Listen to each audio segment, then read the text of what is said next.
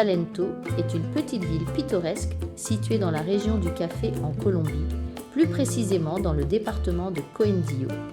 Elle est réputée pour son charme colonial et ses paysages magnifiques.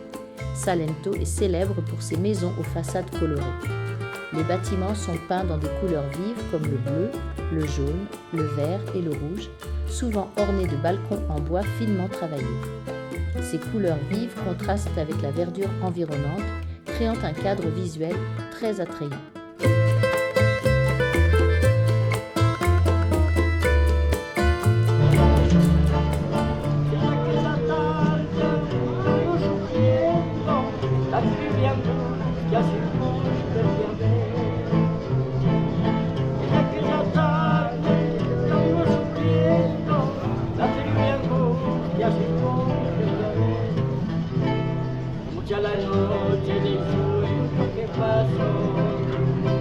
Que tienes un nuevo querer, pero yo recuerdo aquellas palabras cuando me dijiste que nunca volveré.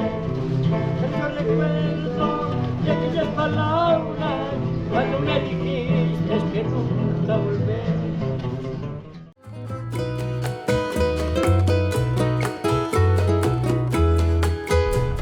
Ce matin, nous partons découvrir une finca de café.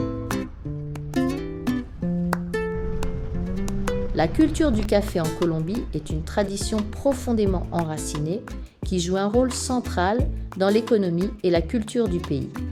Les fincas, ou fermes de café, sont souvent des entreprises familiales où le savoir-faire se transmet de génération en génération. Les caféiers sont généralement cultivés à des altitudes allant de 1200 à 1800 mètres, offrant un climat idéal. La Colombie cultive principalement des variétés d'arabica, reconnues pour leur saveur douce et aromatique. La récolte est souvent réalisée manuellement. Les cafeteros, ou travailleurs du café, cueillent les cerises de café à la main, sélectionnant uniquement les fruits mûrs pour garantir la qualité. Always have sun and sun and sun, the coffee grows really faster. If the coffee plantation have shadows, like the shadows that the leaves of the plantain gives to the plant, the coffee takes long time for growing, but the quality going to be better. Exactly. That's the reason that in traditional coffee farms like this, farms who don't export coffee, we have coffee and a lot of different things. But farms who just export only coffee, they don't have anything with the coffee. Les cerises de café sont récoltées à la main, généralement 2 fois par an. Les cerises récoltées sont dépulpées pour retirer la pulpe du fruit et exposer les grains de café.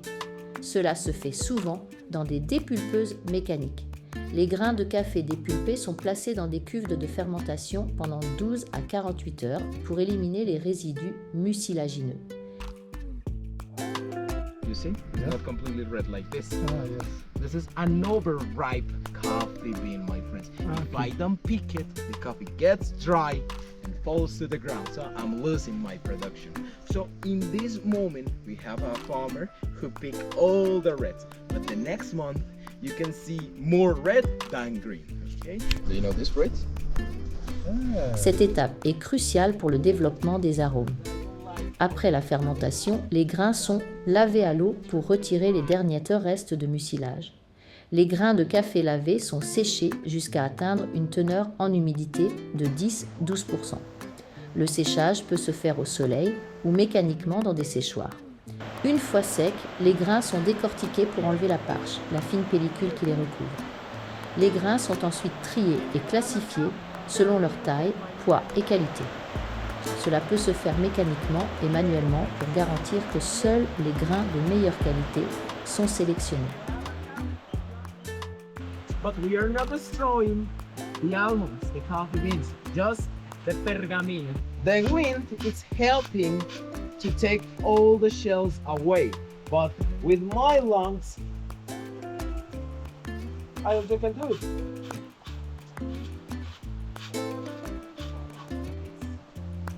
Depending on your own methods, friends. The most important thing is that we need to move the coffee every moment, friends.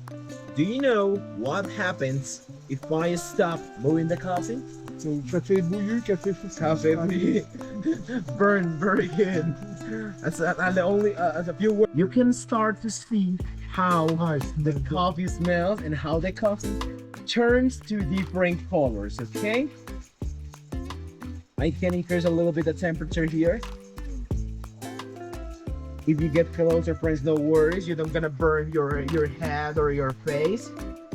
You can perceive some good aromas. Smells a little bit like peanuts or like popcorns.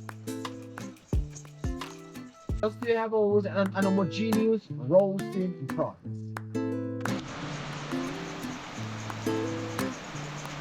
This is how the last shell looks like, friends. You can remove the last shell only when the coffee is completely burned. Yeah. Okay. To the coffee now, you can get on a change to put the coffee here using a traditional technique.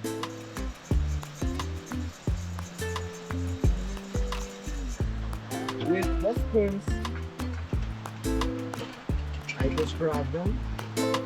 There you go. Right here. Magnifique. Very good.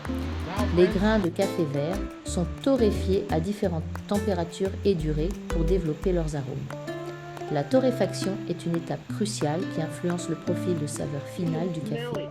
Les grains torréfiés peuvent être moulus selon différentes moutures, grossières, moyennes, fines, en fonction du mode de préparation prévu, filtre, espresso, etc. Le café moulu ou en grains est ensuite conditionné pour la vente.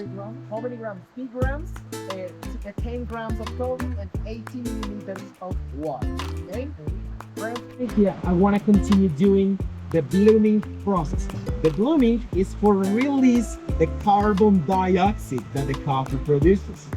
With a small amount of water, I just pour water, hot water. All water, hot. Not all. 70 degrés. Just a bit. A bit for what? I like to preheat to pre-warm the cups, okay? Because if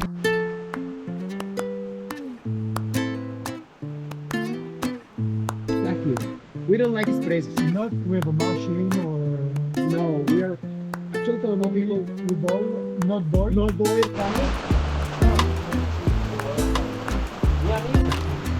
coffee. Very nice coffee. 35 pounds. 35. Thank you very much. You're welcome, my friend.